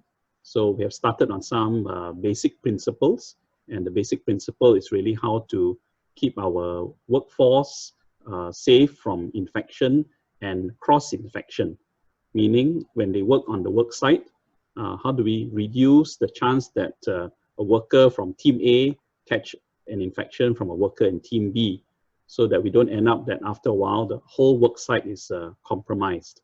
So on the work site, that's where some of the measures will have to be more strictly applied. At the same time, where they live, this is the accommodation as well as the transport associated. It's how do we again minimize the chance that a worker in team A will pick up an infection from a worker, say in team B, or worse, a worker from a different project site. So in the preparation for this, we look at some of the previous cases, and we recognize that actually the chance of cross-infection is actually very high, meaning that workers, and especially those who are operating on different work sites, can pass the infection on to other projects very easily. So the basic principle is how do we minimize that from happening, and what measures must be taken on site. At the same time, you notice that we have asked for our workers all to download Trace Together app, which to facilitate contact tracing. And the purpose of doing that is so that if an infection occurs, we can very quickly identify who is affected. And if the group of workers affected is small, then the rest of the workforce on that project may be able to continue working. But if it is very wide, then we may have to stop work for a longer period to allow the infections to clear up. So these measures are also practical ones and will help our workforce to remain safe and also encourage our main contractors to be able to exercise some influence over their workforce. So we'll find that as contractors are able to practice these, we will share out the measures, and in some cases, if they are not so practical, then we will adjust them. For example, we have some feedback about S-Pass holders, work permit holders who do not work on work sites. Do the measures have to be applied so strictly to them? So we are also looking at the different setting in which they operate. Some who work in strictly in an office environment, then we can relax some of those measures. Some who go in and out, then employers may have to work out what's the best arrangement so that they don't pick up something on the work site and then bring it back to the office. At the same time, for some of the transport requirements, we are also making changes based on your feedback, how tightly they must apply those measures to different types of workers. So bear with us as we make those adjustments. They can only get better as we get better feedback from our industry, because we recognize that many of you have slightly different work arrangements, different accommodation arrangements, and different work settings. So we will try to calibrate that.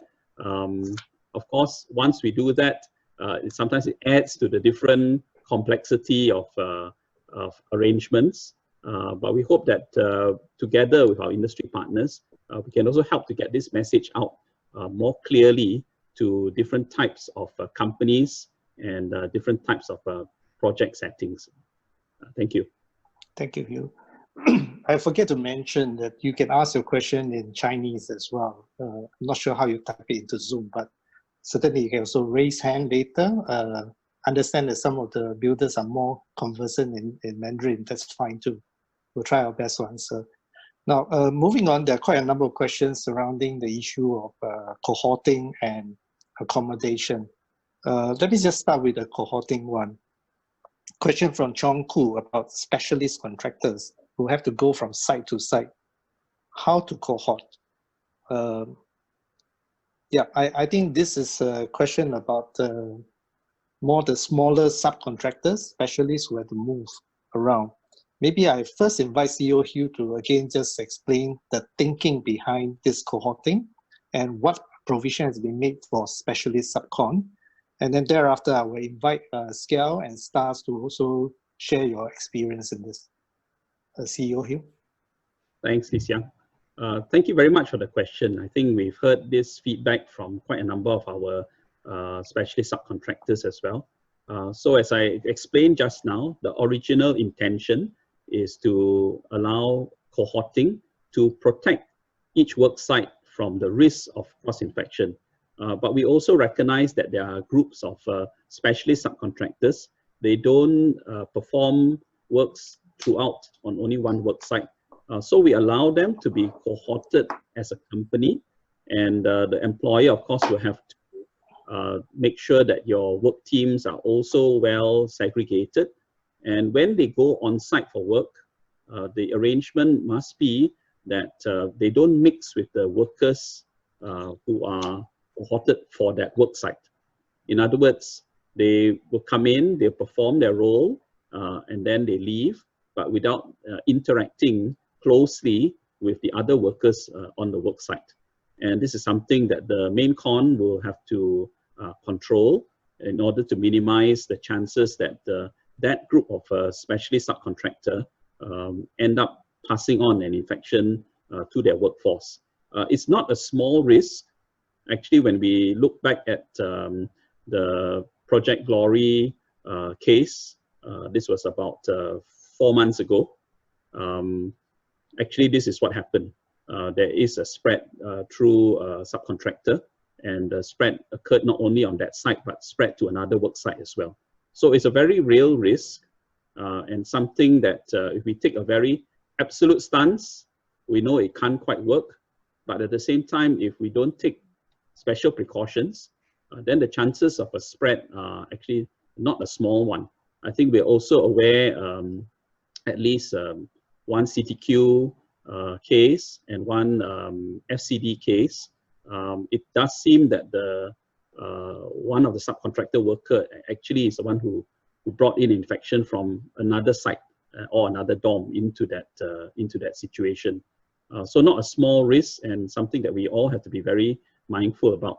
The important point that I think Dr. Au shared earlier is that the workers can be infectious before they show symptoms. Say again, the workers can be infectious before they show the symptoms. So just taking the temperature alone and you see no fever is no protection against COVID, because the worker can spread it even before he has a fever or any sign of cough and cold. And that is the number one issue that we all have to be mindful about in order to minimize the chance of a big new cluster forming. I also touched on this question mark about, why must we swab every 2 weeks? That's really to make sure that if there's a new infection that has occurred on the work site, it doesn't grow and grow and grow without us knowing. And the reason we have to do that is workers may catch the infection, pass it on, but actually they may not have any symptoms. And many of them are quite relatively young, so they don't develop serious symptoms. But some of our older workforce, including the Singaporeans who work on our work site, they may be more at risk if such infection is spread to them. So we do have to take it seriously, but again, we will try to balance this against the challenge of how our industry actually operates. Okay, thank you. Okay, Yek Ming, can I invite you to shed some light in this topic of cohorting? Yeah, I think CEO Mr. Lim has actually explained very detailed on cohorting and also the work procedure on site. I think I would say I look at it from how we mitigate the risk. Yeah, it looks very tedious and very difficult to apply, for the subcontractors. But I think what the main contractors at the site level is that we provide a different time or different zone, so that I think this team, when they enter our site, they become we call it the principal bubble, one bubble. So in case if there's an infection happen in this group of people, so we don't have a big risk that the whole site will be locked down, because I think the worker has very little interaction with our overall work team. So I think this is one of the procedure to mitigate our risk. John, can I invite you to share some thoughts from the subcontractor specialist perspective? How do you deal with this? I think moving forward, we look at it is to actually involve more planning. Plan to have separate zone, separate timing. It's not just only we make a statement and we can execute it. I believe these have to be worked together with the main contractor as well as the subcon to coordinate and ensuring the timing given is sufficient, and to avoid this so-called the worker crossing each other. So in this case, we actually are able to contain, just like what Mr. Ng had mentioned, the bubble are well contained within the same bubble. They will not cross with other trade, and in this case, the cross-infection could be reduced. So I strongly believe that a detailed planning will be needed. So for this planning, we hope the main contractor will actually get the subcontractor involved, because how much time we need to carry out the work will be actually the feedback from the person who doing the work is actually more realistic. That is what my feedback, yeah. Thank you, John. While still on the topic of accommodation, just let me quickly raise up a point brought up by W.L. Ang about the application for CTQ. It says that it takes 3 weeks to process, but actually we're doing it 2 weeks. Thereafter, construction takes 3 to 4 weeks, and many submissions and inspection that he fears that he has to face. I understand that SCALE has actually come up with a template and in consultation with BCA. Yek Ming, I wonder if you could share something what SCALE has taken initiative to do to help members to quickly get approval on this CTQ. Okay, I think what we are referring to a standard template. Actually, SCALE have worked with MOM and also BCA to come out a few prototype of layout. That means actually is complying to the latest specs. So with that prototype, I think the authority has kind of given in principle approval. So you do not need a long time to get approval. So once submitted using this prototype of a layout, the approval will be given faster, much faster than if you design on your own. Yeah, this is an initiative that I think we are taking. Okay, thank you. We're going into actually a bit of extra time, but I understand that this panelists, we all can stay because there's so many burning questions. It's so hard to cover everything.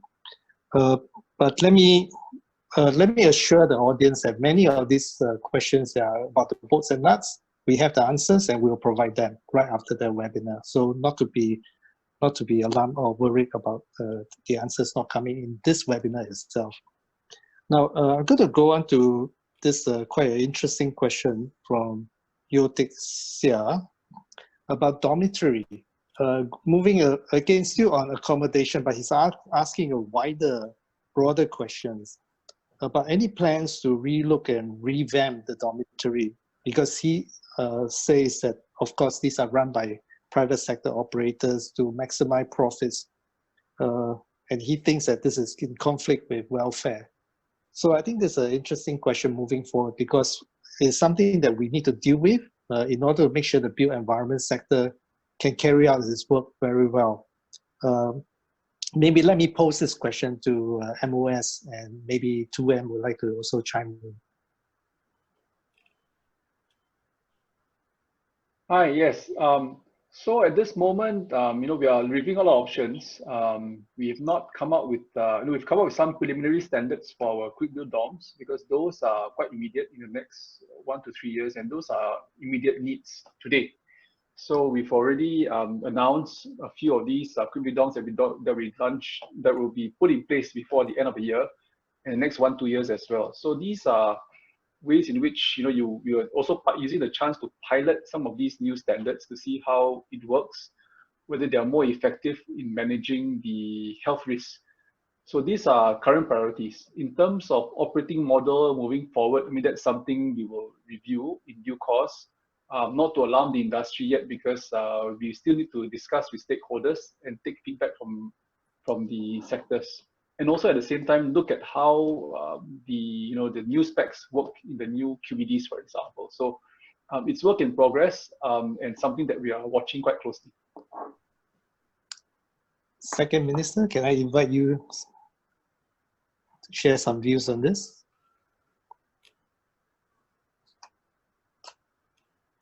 Yeah, can you hear me? Yes. Yeah. And so besides what government plans to do, I'm just thinking whether you would like to make a rally call for the whole industry to act on this as well? Yeah, so MOM has been working with many stakeholders who have come forward to support the future dorm designs, and Zaki has covered that in a bit of detail. If I may come to a bit more of a present day issue, which is about the earlier question that was raised about new CTQs and FCDs, and how previously multiple agencies may need quite some time to clear them during normal periods. But during this critical period to facilitate restart, they're leaning forward. BCA is coordinating to help to clear within 2 weeks, if the submissions are complete, the applications for FCDs and CTQs to be built. Now, we are all mindful that new CTQs may take some time to build if the approval is obtained. So you get 2 weeks, you get a yes or no. If it's a yes, it'll take some time to build. Now, there are many applications that are coming in. Not all CTQ and FCD applications will be allowed because not all sites may be suitable. But as far as possible, the agencies will lean forward to help the firms to clear the applications, and where feasible, we want to approve and allow to let you start. But once you start, it may take a few months to build a CTQ, all right? So I think what's important is when you get a better sense of the schedule for DOM clearance, our firms will need to decide whether it makes sense, especially if your workers are going to be cleared in the near term, whether you want to reorganize within the purpose-built DOM and cohort with your other contractors' workers for the project, or whether you want to proceed to build a new dormitory, which could take 2-3 months, right? Despite the green lane, despite the agreed design template that SCAL had worked out with us. So I think firms will need to make that decision, whether to proceed with the new CTQ, or whether to work with the existing CTQs, FCDs that have been cleared, or their purpose-built DOMs that are cleared. I think that is a very present-day issue that I think many of you are concerned about, because that will enable you to have the accommodation requirements to commence work. Thank you. Thank you, Second Minister. So we do run up to now the last part of the webinar. I think we almost have to end. It's been quite a long and fruitful session. So perhaps before we end off this session, I'd like to just invite panelists to give a concluding remark, your thoughts, and maybe better, your encouragement to the industry as to how we should restart, with what sort of attitude and positioning we should take on this restart. Let me reverse the order and start with Yang Hong. Thank you, Lee Xiang. I think it's a very useful session, and I hope that you will disseminate questions. Some of them are quite relevant to the members who ask questions, so that they can have a better understanding of the whole process. I think as readers, we are quite encouraged by the whole process that PCA, Minister, MOS, and the rest of the other agencies are working together to help to pull the industry out of this stop work, TCB freeze. So I hope that with the cooperation and the members' initiative and the SCAL members' cooperation, we should be able to do a faster start and a safer start, I hope. Thank you. Yeah. Okay, if I may round up by quickly inviting the panelists to give your final advice. I think Yang Hong has given his, maybe John? Thank you. Okay, Lisa. Today the discussion is quite fruitful. I think many of them giving the very constructive feedback. STARS have been is lucky, is honored to be in the working party to give feedback and suggestion. I think we see that there is actually very good cooperation between the government, the BCA, as well as every stakeholder here. Moving forward, we can only see that by working together as one, united as one, then we can really work things out. Thank you. Thank you. Yiping? I think definitely this is a very fruitful webinar. I think we received a lot of feedbacks, 300 over of them. I think you can see most of the questions are concentrating on costs. I think our industry actually are suffering a lot. I think a few weeks ago, actually, I was in the FBC meeting. I informed Mr. Desmond that I think our industry is losing about 80 million per day 2.5 billion per month, our revenue. So I think the cost is a huge burden to the industry. So I think let's work together to restart this one fast and smooth. Yeah, that's all. Yeah. CEO Hugh. So again, thank you all very much for all your feedback and the partnership of our industry colleagues who help to make sure that the new measures are actually practical but safe. And at the same time, do bear with us as we continue to update and improve our advice and the information that we give out to industry.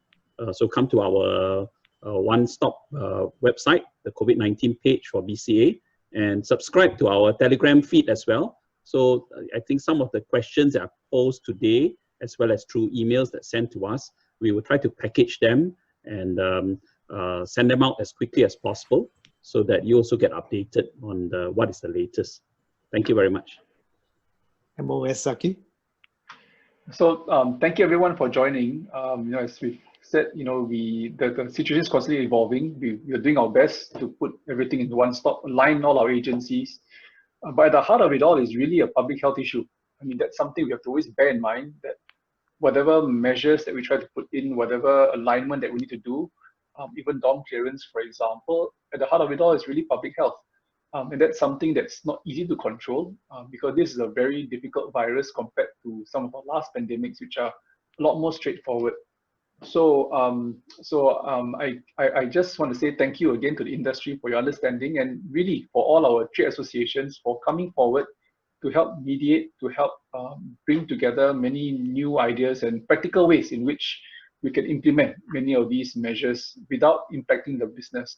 Rest assured, we are all both aligned in terms of trying to help our construction sector grow, and certainly, looking forward to see how we can be more productive and also more cost effective, even despite the measures we have to put in place. Okay, so I'm going to leave the best words of encouragement and advice to Second Minister. Second Minister, please. Now, I thank all the members for your patience. With the tighter coordination among agencies, together with our trade association partners, we want to make sure that we coordinate well in order to help you to start. This is a very, very difficult situation for all of us in the construction sector, but also many other sectors are also suffering during this period. The construction sector is more complex because we are a very complicated value chain with developers, main cons, consultants, project managers, QSs, specialist trades, so on and so forth. And the only way we can emerge from this quickly and safely is if we work closely together. So main con, together with your subcontractors, together with the consultants and developers, we have to work together project by project. So if we can achieve safe accommodation, safe worker, safe work site, then please approach us quickly. After you've done your checklist, we will corral the agencies to help clear your workers as soon as we can.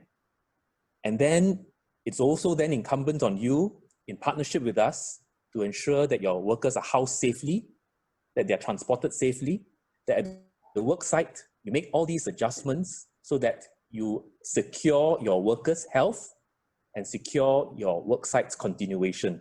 As Yek Ming rightly pointed out, some of these cohorting requirements are rules intended to allow your work to continue, even if one of these cases unfortunately does sneak in, because this virus is very, very difficult to grapple with. It is transmissible when you are asymptomatic, and that makes it very hard to screen out just by temperature taking and checking of health alone. So when the case has come in, you must have multiple layers of defense to protect your workers, to protect you, and to protect the business. In parallel, for example, in the nursing home sector that I also look at from the MSF point of view, we have seniors homes. We also do cohorting, even if we have very stringent temperature checks on the outside and screening. Our staff worked with the residents in specific levels. They are tightly cohorted so that the residents and the nurses don't even cross floors. So multiple layers of defense will enable us to be more resilient during the next few months or years that this pandemic is upon us and upon the rest of the world. Now, finally, I know many of you came here with very specific questions and they're pouring forth 200-300 questions. Our commitment is together with my colleagues, we'll try to answer as many of them as possible. But if you have specific questions for your firm, your Q&A, we just have your name, we don't know which firm you're from, which site you're from, please email us. Don't leave it hanging, because otherwise we'll find it very hard to reach out to you to address your concern. And we do not want you to leave this webinar dissatisfied that your questions have not been answered. So please approach us and my colleagues will make sure the email is available for all of you. Thank you. Thank you, Second Minister. And thank you, panelists, for taking precious time to join us in answering so many questions. And most of all, we want to thank the audience for your patience, not just to listen through this, but also go through this whole restarting effort together with us. And I want to just say one thing, is that if we can weather through this crisis, I think we can weather through anything henceforth. So keep strong and keep safe. Thank you all. I would just take this back to the MC to close the session. Thank you. Thank you, Ministers, CEO, panelists, and participants for sharing your thoughts and valuable insights. It has been an engaging and fruitful session. With that, we have come to the end of this webinar. After exiting this webinar, you will be directed to a short survey. We appreciate it if you could provide us with your valuable feedback. Stay safe and be well. Signing off, this is Hui Wen from BCA. Thank you. Thanks to our panelists as well. Thank you. Thank you. Thank you, Minister. Thank you. Thank you.